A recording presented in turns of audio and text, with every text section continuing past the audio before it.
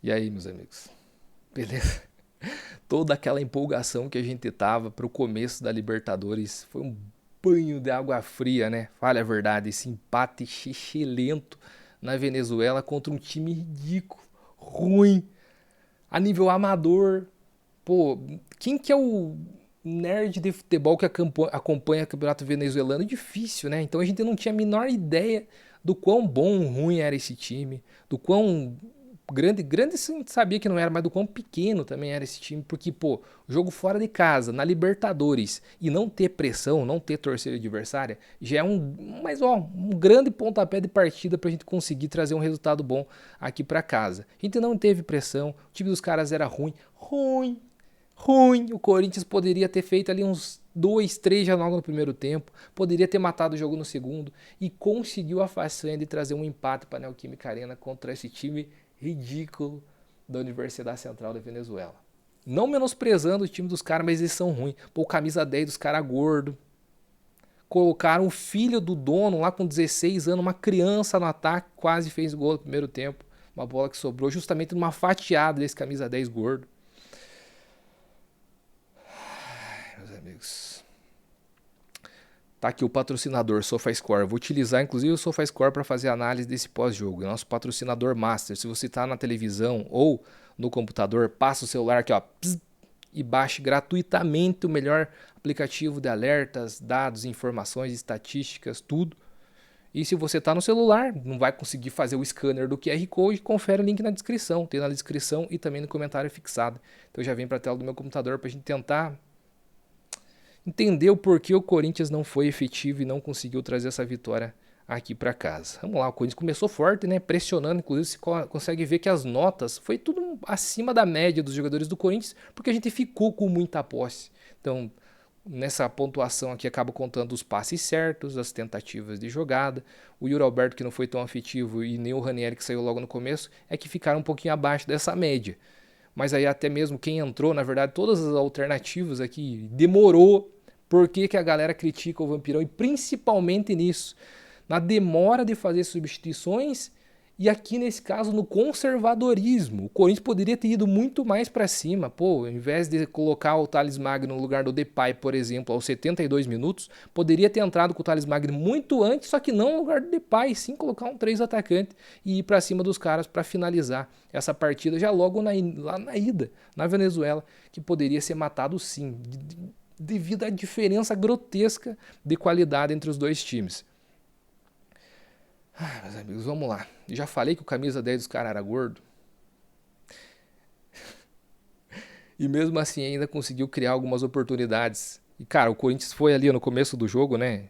Fileirando pressão, só que não conseguindo transformar essa pressão em jogadas efetivas no último terço de campo. E aí, aos 30 minutos, os times do cara é que começou a ter uma grande chance, justamente com uma fatiada desse gordo aqui, do Sosa. Não, gordo, pô, tô ofendendo, na verdade, porque eu tô brabo, cara. Mas realmente ele é um pouquinho acima do peso do jogador de futebol profissional.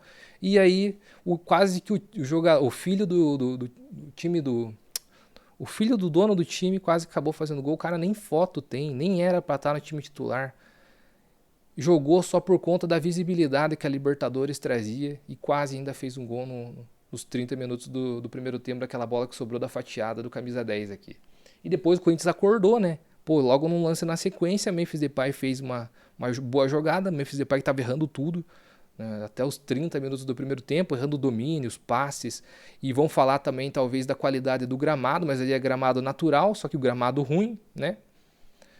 Não conseguindo jogar, depois fez uma boa jogada, acabou encontrando o Carrilho, que fez um bom papel de pivô, de centroavante, conseguindo dominar, cercar, proteger a bola dentro da área.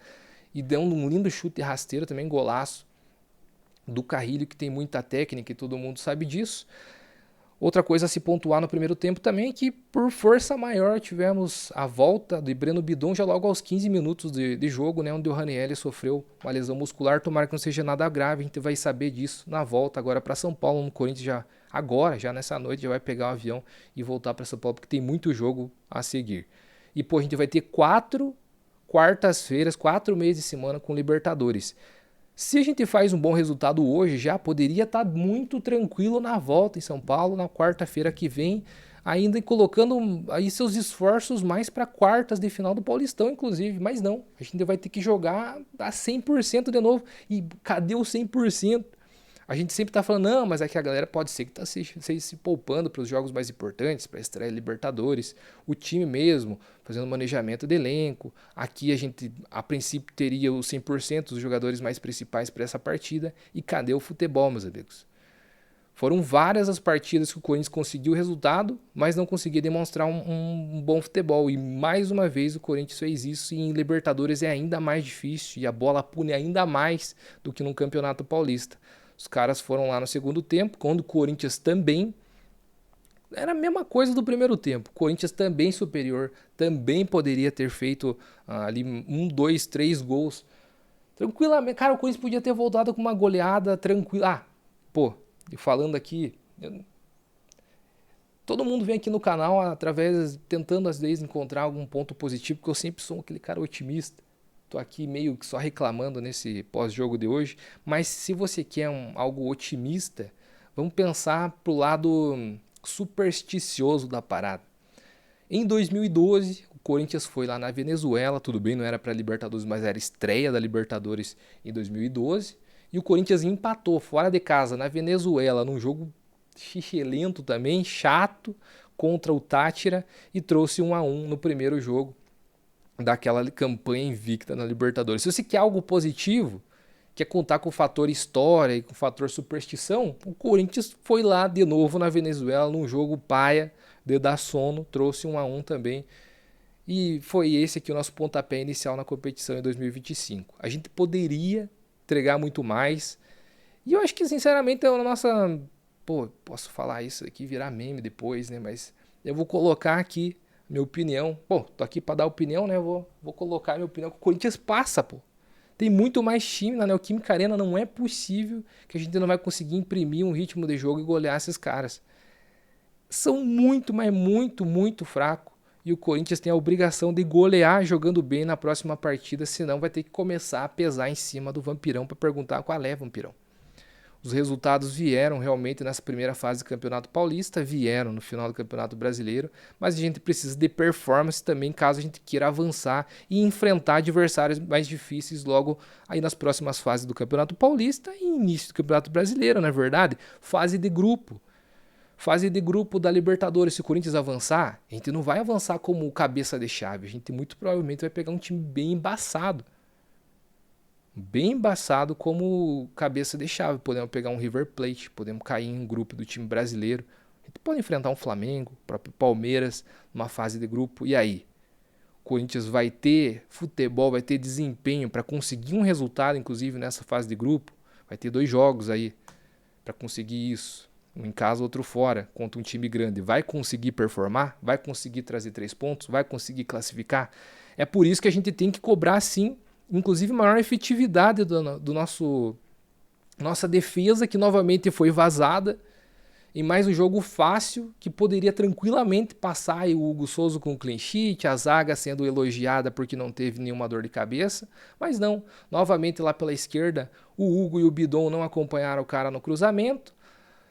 Se eu não me engano, era o Ramalho e o Mateuzinho, nenhum dos dois subiu, os 2 caras livres de frente pro gol conseguiram testar, e aí o Tchoca, numa infelicidade, realmente o Hugo Souza fez a defesa, o cara estava muito em cima para conferir o rebote, acabou sobrando na perna do Tchoca e fazendo o gol, aí foi uma fatalidade esse gol contra, mas sinceramente, para esse futebolzinho que o Corinthians proporcionou nesse primeiro jogo da Libertadores, cara, foi um puxão de orelha aí dos deuses do futebol pro Corinthians se despertar. Eu vou pensar dessa forma e tomara que tanto o Vampirão quanto toda essa boleirada aí entenda que a Libertadores precisa muito mais do que isso que foi apresentado hoje, caso a gente queira avançar de fase e ser aí um dos postulantes ao título. Porque elenco a gente tem, futebol a gente pode evoluir muito mais, mostrar muito melhor do que foi isso daqui, e quer ver até os dados aqui, os lances da partida, olha só, grandes chances criadas. Isso daqui, estatísticas do jogo todo. A posse de bola do Corinthians, perdão, vou tomar uma aguinha aqui. Grandes chances, cara, pouquíssimas. Número de finalização você consegue ver, tá igual. Sendo que o Corinthians era muito mais time. ter esses números aqui é uma bizarrice. O Corinthians tinha que ter trucidade esse time. Porque quem assistiu, quem não viu o jogo vai ver essas estatísticas aqui e vai pensar, meu Deus, o time dos caras é aparentemente bom. O Corinthians fez um jogo ali de mano a mano e pô, trouxe um empate. Talvez que os caras estejam um bom time lá no Química Arena vai ser difícil. Não, meus amigos. Era para ter sido uma goleada facilmente aqui. E o Corinthians vacilou demais nessa partida aqui, deixando a gente desanimado, esperando que esse time evolua e consiga apresentar um futebol já logo na próxima semana, pô. Porque, assim como eu falei no início do vídeo, são 4 meios de semana de Libertadores que estão por vir. Tomara que seja, né? Porque a gente precisa ganhar na próxima quarta-feira para ir pegar mais um time fora de casa equatoriano, por exemplo, que também não vai ser um jogo fácil. Se pegar Barcelona e Guayaquil, lá é pressão. Isso que a gente não teve agora contra a Universidade Venezuelana, se a gente pegar o Barcelona e Guayaquil, lá é pressão. E aí? Vai influenciar também no nosso futebol? A gente vai conseguir desempenhar? Tomara que sim. Eu tô aqui e eu quero que esse time jogue o fino da bola, assim como foi aí a reta final do Campeonato Brasileiro 2024, e por isso que eu tô cobrando aqui, mesmo sendo um cara positivo nas minhas análises. Hoje eu preciso criticar esses caras aqui e solicitar mais futebol pra gente ver um time competitivo e disputando, brigando por títulos nesse ano, que é o que a gente espera. E não ir dormir brabo, frustrado, como o caso de hoje aqui, onde a gente esperou ansiosamente para a estreia da Libertadores e o resultado que a gente teve foi esse. Lamentável, meus amigos. Ó, dá aquela força pro canal baixando aqui o aplicativo do SofaScore, que é o nosso patrocinador, gratuito na faixa. Você tem aqui todos esses dados. Quer ver se você entra aqui, por exemplo, quero ver o que o Memphis Depay fez nessa partida. Olha que sensacional. Tem absolutamente tudo, tudo, tudo, tudo. Pô, quero ver o que o camisa 10 gordo dos caras fez, o mapa de calor. Na verdade, nem esquentou nada, porque o cara era pesado mesmo, né? E aí o que ele fez, como que o Corinthians tá, quais os próximos adversários, quem que entrou e saiu. Pô, notas geral do time, os próximos jogos, o mapa de desempenho da partida, que você consegue ver como que o domínio do Corinthians foi muito amplo durante o primeiro tempo e a gente não conseguiu transformar isso em gol. Consegue ver tudo isso no aplicativo do SofaScore, que eu vou deixar o link aqui na descrição para quem está de celular, e se você que está na televisão e no computador é muito fácil de passar o scanner aqui, ó, e baixar o aplicativo gratuitamente e ajudar o canal. Valeu? A gente esperava mais. Não vamos desanimar, é só o começo. Assim como eu falei, isso se quer uma mensagem positiva em 2012 foi semelhante. E depois o Corinthians conseguiu se encontrar na competição, se sagrando campeão invicto. Tomara que a história se repita e a gente consiga retornar esse vídeo e falar, calma, Alisson, tranquilo, foi exatamente isso que aconteceu. Tomara, né, meus amigos? Então, forte abraço, se inscreve aí no canal, a gente vai ter muito, mas muito conteúdo de Libertadores durante essa temporada. Vamos falar muito de Timão. Aí agora as fases agudas de Campeonato Paulista também muito nos interessa. O último título foi 2019. Não vou reclamar de forma alguma se o Corinthians conseguir ser campeão paulista em 2025. Espero que sim, para dar moral pro restante da temporada e a gente ir buscar ainda coisas maiores, encontrar o futebol, melhorar esse sistema defensivo e conseguir ser mais efetivo lá na frente. Boa noite, boa madrugada, bom dia aí para você que está vendo no próximo dia. Que falou foi o Alisson, forte abraço, não desanima, meu amigo, e vai Corinthians!